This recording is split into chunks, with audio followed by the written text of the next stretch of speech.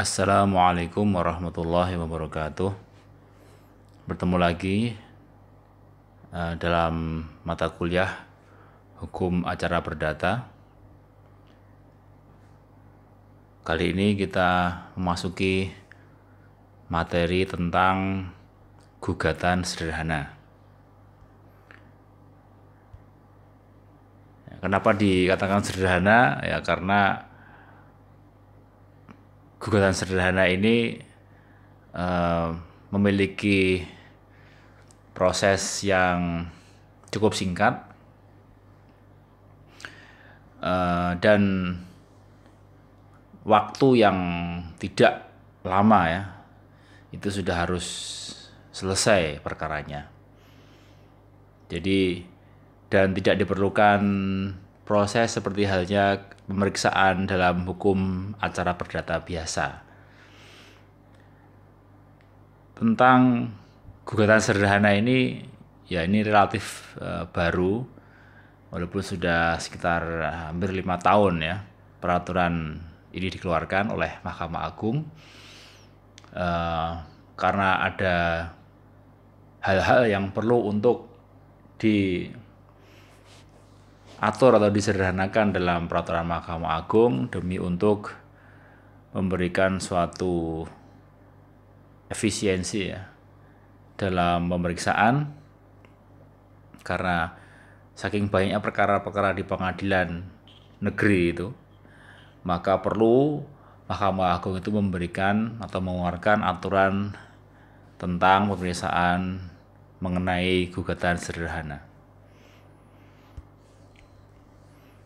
Dasar hukum dari gugatan sederhana ini diatur dalam Peraturan Mahkamah Agung Nomor 2 Tahun 2015 tentang tata cara penyelesaian gugatan sederhana. Karena dikatakan sederhana inilah kemudian ada perbedaan ya, perbedaan yang mendasar, perbedaan yang pokok yang dimiliki ya antara gugatan perdata yang biasa dengan gugatan yang sederhana.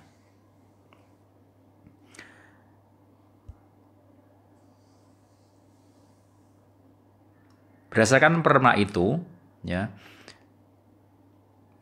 gugatan sederhana merupakan gugatan perdata dengan nilai gugatan material itu paling banyak 200 juta rupiah. Ya, jadi kalau ada sengketa, ya sengketa material kan pada intinya kalau perdata itu kan secara umum karena adanya sengketa mengenai nilai ya, nilai uang gitu. Nah, kalau ada sengketa yang nilainya itu maksimal ya atau di bawah 200 juta rupiah, maka itu adalah salah satu syarat untuk bisa diajukan gugatan sederhana.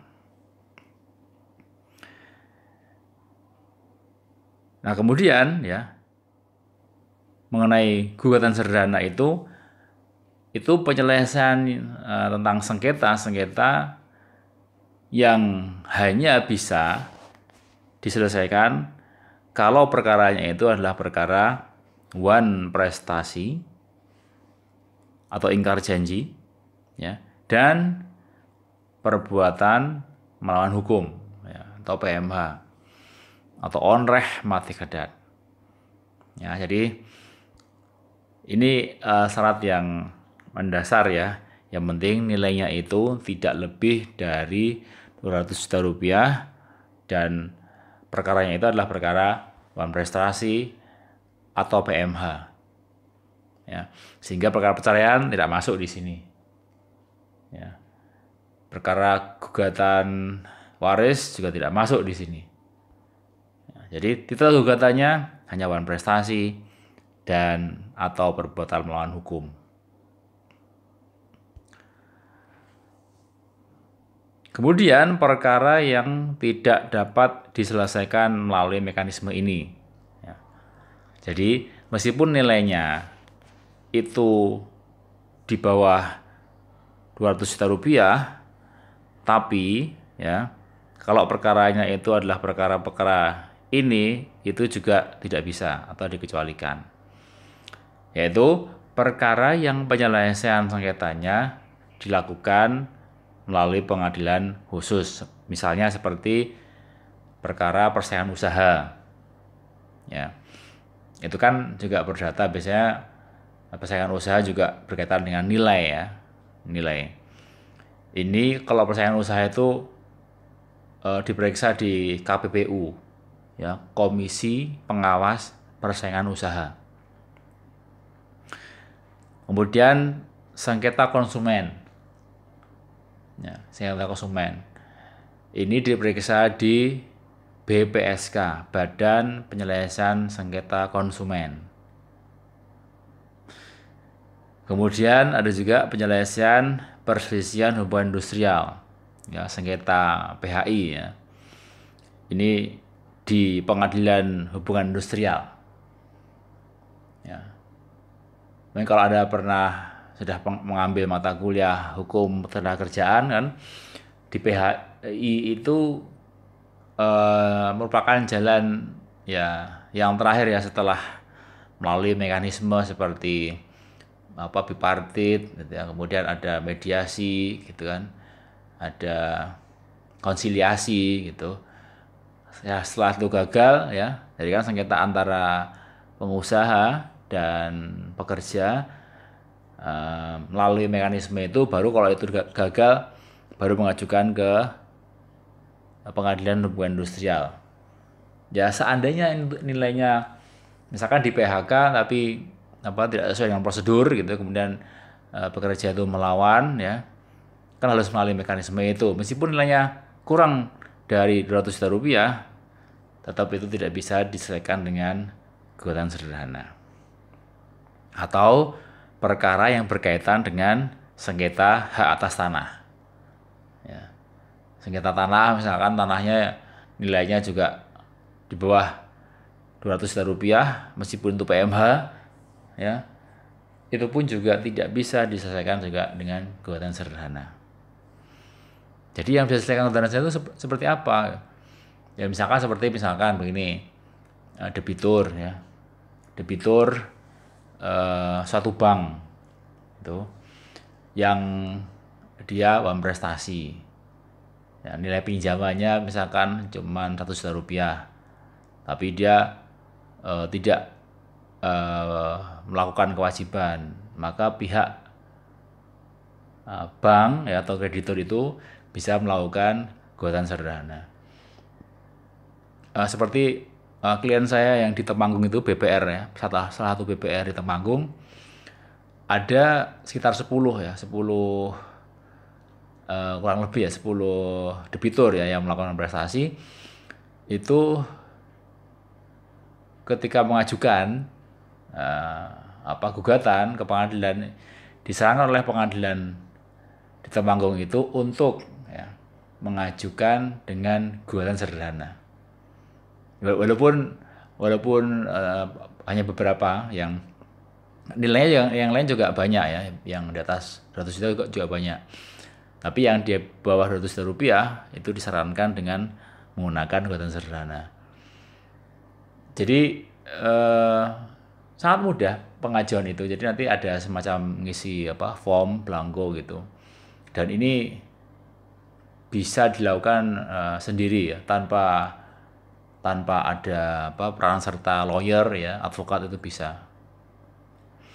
Jadi itu yang misal seperti apa sih perkara gugatan sederhana itu yang pernah saya ketahui itu, saya tangani itu, mengajukan gugatan karena wan prestasi kaitannya dengan debitur yang dia memiliki kewajiban kepada perbankan.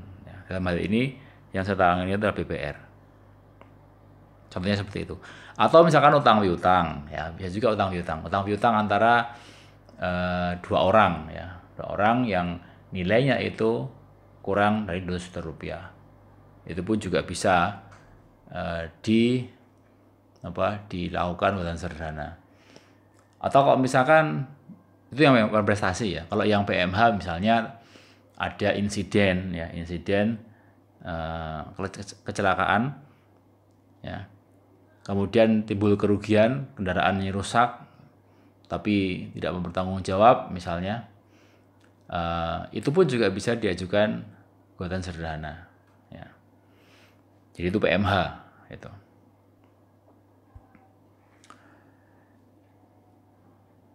Kemudian ya, siapa yang dapat mengajukan perkara ini adalah pihak yang mengajukan gugatan sederhana tidak lebih dari satu orang. Ya. Jadi penggugatnya satu, tergugatnya satu. Tapi dimungkinkan kalau dia memiliki kepentingan hukum yang sama. Ya. Nah, ini syarat yang lain. Jadi tadi ada apa? Nilainya kurang dari 200 juta rupiah gitu kan. Kemudian perkaranya apa yang dikecualikan tadi sudah disampaikan. Nah, ini ada lagi syaratnya. Ya. Masing-masing satu penggugat dan tergugat yang merupakan orang perseorangan atau badan hukum, di mana penggugat dan tergugat dapat lebih dari satu apabila mempunyai kepentingan hukum yang sama. Yang kedua, penggugat dan tergugat berada dalam daerah hukum yang sama. Ya misalkan penggugatnya di daerah jurisdiksi wilayah Pengadilan Negeri Yogyakarta, maka tergugatnya pun juga harus di Yogyakarta gitu. Kalau misalkan penggugatnya di Yogyakarta, ya ngajukan di Jakarta, kemudian tergugatnya ada di Sleman, ya, atau di wilayah Bantul, ya berarti itu tidak masuk dalam materi ataupun dalam syarat mengajukan gugatan sederhana. Ya, jadi penggugat tergugat itu harus berada dalam daerah hukum yang sama. Yang kemudian ya tadi yang nomor 3 sudah ya, jenis perkara berupa ingkar janji ataupun perbuatan melawan hukum, namun ada pengecualian yakni sengketa atas tanah dan atau perkara yang masuk jurisdiksi pengadilan khusus, kemudian nilainya itu paling banyak maksimal ya 200 juta rupiah.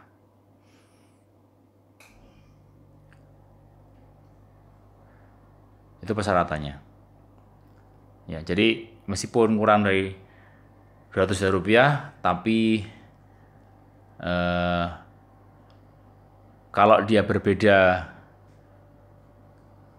jurisdiksi pengadilannya, maka itu juga tidak bisa diajukan.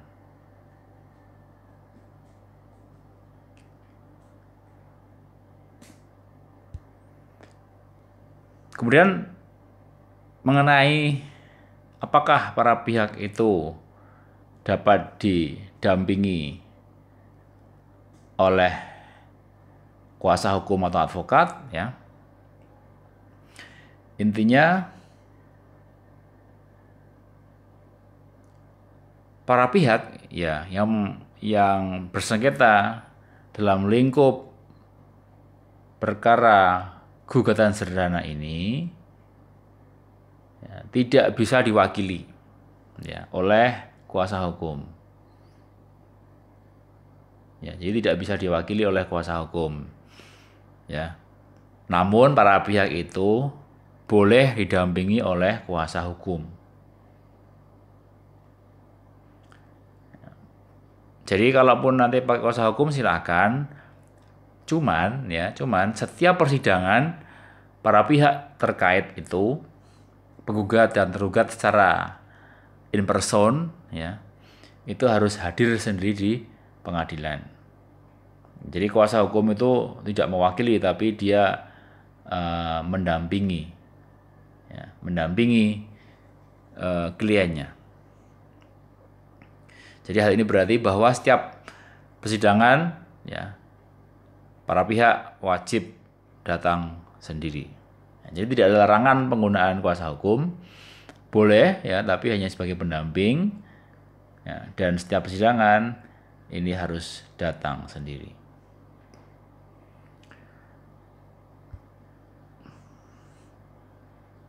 Kemudian pemeriksaan gugatan sederhana.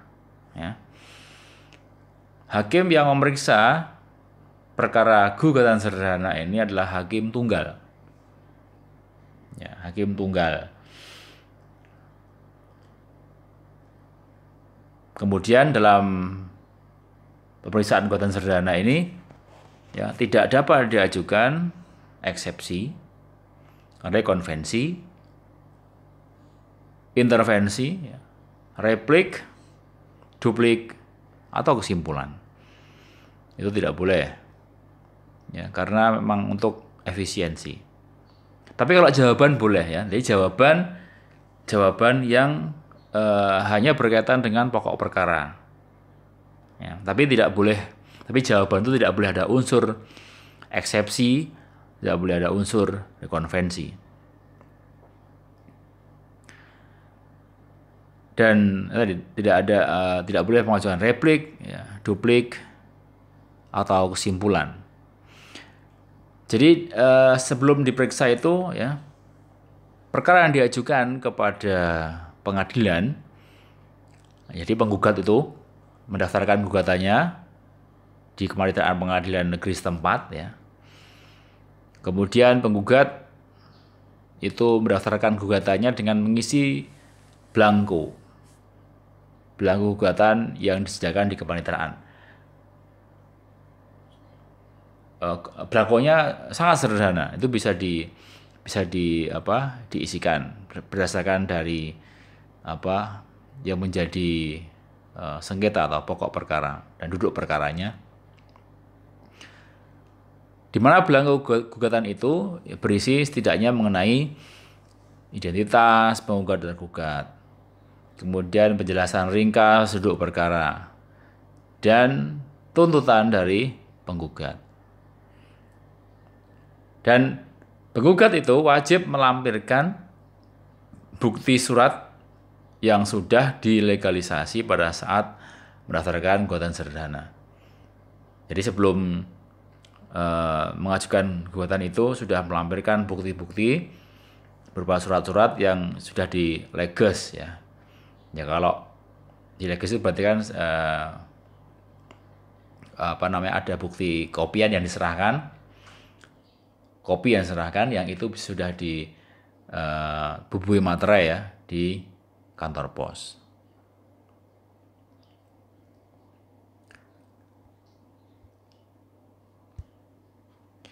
Jangka waktu pemeriksaan ya. Untuk gugatan sederhana ini jangka waktu pemeriksaannya itu paling lama itu 25 hari. 25 hari. Yang dihitung sejak hari sidang yang pertama. Jadi kan tetap ada panggilan. Jadi mendaftar itu tetap ada panjar perkara. Ya. Ada panjar perkara. Kemudian nanti juga ada relas ya, panggilan. Ya, relas panggilan. Yang perlu untuk kemudian dipahami adalah begini. Sebelum ada panggilan ya, kan pengadilan itu memeriksa terkait dengan kelengkapan gugatan. Ya. Kemudian sudah lengkap ya, ada para pihaknya dan seterusnya, ada alat buktinya. Nah, kemudian juga diperiksa terkait dengan adanya pemeriksaan pendahuluan. Misalkan begini, apakah betul penggugat tergugat ini tinggal dalam lingkup yang sama gitu. Kemudian apakah nilainya itu kurang dari 200 juta rupiah? Apakah perkaranya itu uang prestasi atau PMH dan bukan perkara yang dikecualikan? Nah, kalau misalkan sudah sesuai dengan persyaratan itu, maka itu akan diteruskan dengan penetapan hari sidang dan yang diikuti dengan penyampaian relas ya, panggilan kepada para pihak. Tapi kalau misalkan tidak memenuhi ya, tidak memenuhi misalkan hakim berpendapat bahwa gugatan itu bukan termasuk dalam gugatan sederhana ya, maka hakim itu akan mengeluarkan penetapan yang menyatakan bahwa gugatan bukan gugatan sederhana dan mencoret dari register perkara dan memerintahkan pengembalian sisa biaya perkara kepada penggugat. Ya. Itu jadi ada dalam permisalan pendahuluan. Ya. Jadi kalau ini ternyata bukan gugatan sederhana, ya, ini berarti nanti akan dikembalikan sisa penjar perkaranya dan ini bukanlah termasuk dalam pemeriksaan gugatan sederhana. Tapi kalau misalkan ternyata hakim berpendapat bahwa itu bisa masuk dalam gugatan sederhana, maka kemudian hakim menetapkan hari sidang yang pertama.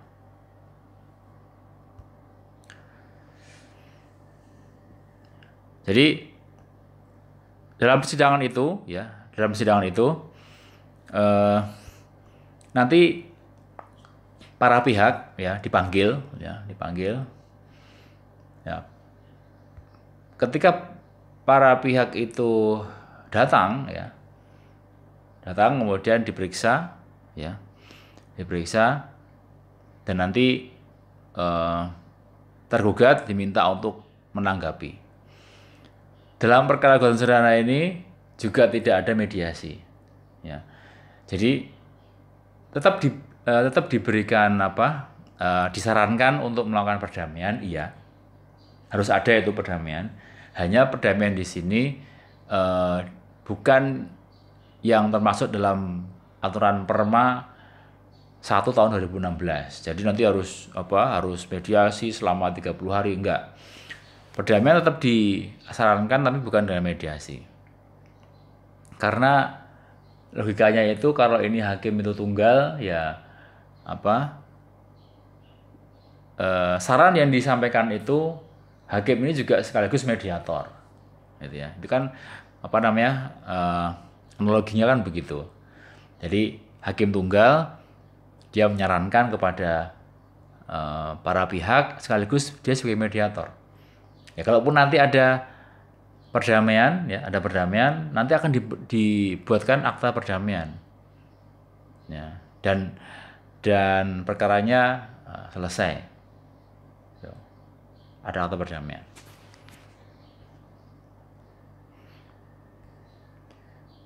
Nah, nanti selama 25 hari itu ya, kalau sudah cukup ya, misalkan sudah menyampaikan jawaban ya bagi tergugat, maka selanjutnya bisa langsung dengan pembuktian, itu bisa.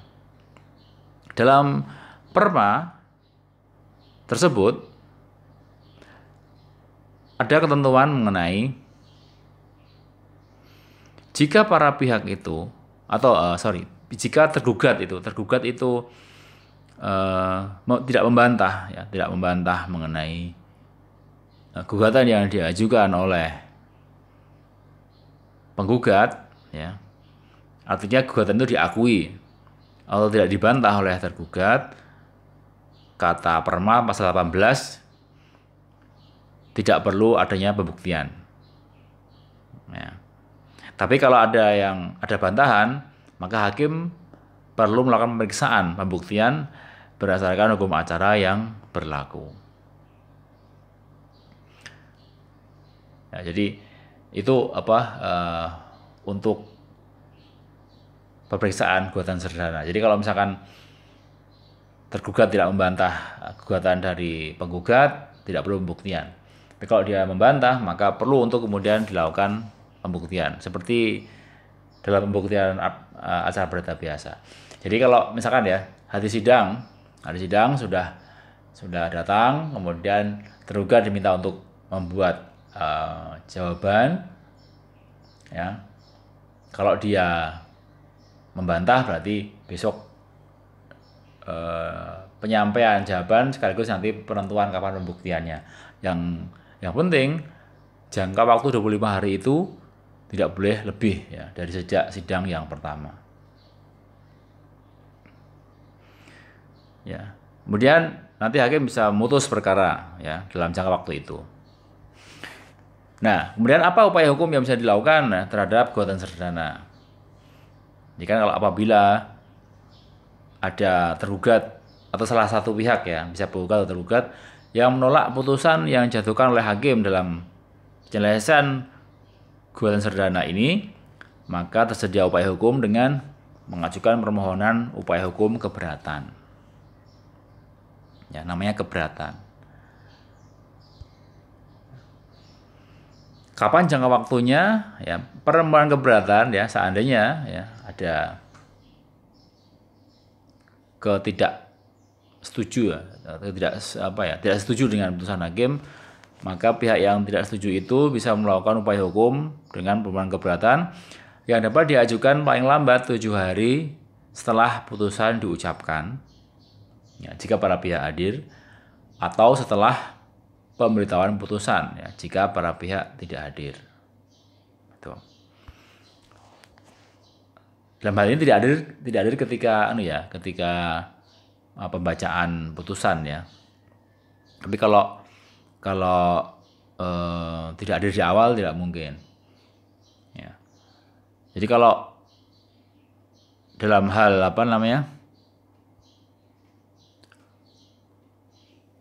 pemanggilan para pihak, jika dalam hal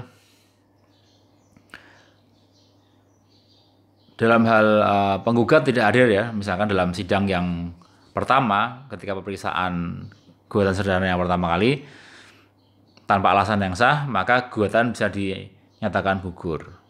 Tapi jika tergugat tidak hadir ya, maka dilakukan pemanggilan kedua secara patut. Namun jika tergugat tidak hadir ya pada hari sidang kedua, maka hakim langsung memutus perkara tersebut. Ya. Nah, ini seandainya di sini hadir semua sampai pembuktian ya. Tapi ketika putusan tidak hadir, nah itu dianggap hadir ya. Maka nanti hakim bisa menyampaikan putusan tersebut kepada pihak yang tidak hadir. Nah, kembali kepada keberatan. Nah, setelah keberatan diajukan ya, maka paling lambat 7 hari setelah ditetapkan majelis ya pemeriksa perkara keberatan itu, permohonan keberatan itu, maka harus diputus. Jadi kalau di sini persidangan tentang keberatan itu majelis ya, hakimnya majelis. Kalau dalam gugatan serdana itu tunggal. Ya. Ini yang perlu untuk kemudian kita pahami ya. Sekali lagi gugatan serdana itu hakimnya tunggal. Kalau untuk keberatan hakimnya majelis. Ya. Pengajuan keberatan itu dapat diajukan dengan menyampaikan memori keberatan. Apa alasan keberatan dan lain-lain ya. Dan pihak lawan itu juga dapat menyampaikan kontra memori keberatan. Jadi kalau di sini dalam perma itu dinyatakan penyampaian memori keberatan itu disampaikan kepada pihak termohon keberatan dalam waktu 3 hari sejak permohonan diterima oleh pengadilan. Jadi setelah pemohon mengajukan kepada pengadilan, kemudian 3 hari setelahnya itu selambatnya harus disampaikan kepada pihak termohon. Kemudian kontra memori keberatan itu ya disampaikan kepada pengadilan paling lambat 3 hari setelah pemberitahuan keberatan. Jadi kontra memori keberatannya paling lambat 3 hari ya setelah pemberitahuan itu.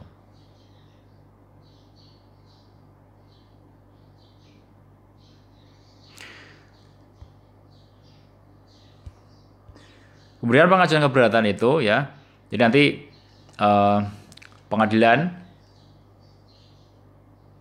akan memutus ya keberatan itu paling lambat 7 hari setelah tanggal penetapan majelis, dan setelah itu disampaikan kepada para pihak paling lambat 3 hari sejak diucapkan. Nah, pengajuan keberatan itu adalah tetap di pengadilan yang sama di mana perkara gugatan sederhana itu diperiksa. Jadi kalau misalkan mengajukan gugatan sederhana di Pengadilan Negeri Yogyakarta, maka keberatannya pun ya, upaya hukumnya pun itu juga dilakukan kepada Pengadilan Negeri Yogyakarta. Ya. Nah, setelah diputus tentang permohonan keberatan ini, maka tidak ada lagi upaya hukum yang lain. Ya, jadi upaya hukumnya itu adalah upaya hukum yang terakhir.